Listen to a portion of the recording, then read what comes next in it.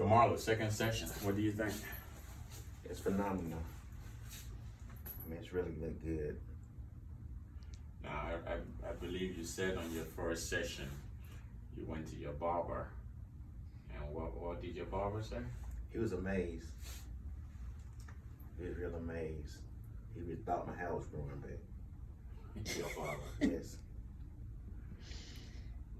When he first looked at it. How long has your barber been doing your hair? Nearly 12 years. 12 years. He thought your hair was growing back. Mm-hmm. That is amazing. How are you feeling after the second session? Wow. My self-esteem came way high now.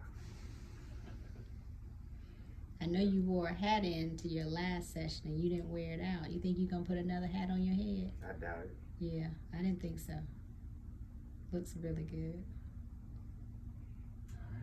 I just wanted to say to all the guys hiding the hairlines behind the hats, try microscalp pigmentation. Can't go wrong with it. ScalpCarolinas, Enoch will get you right. There you go. Charlotte, North Carolina. All right. So this is gonna I'm gonna see you back in 2 weeks. By that point, everything would have settled, and I'd like to see you for a third time.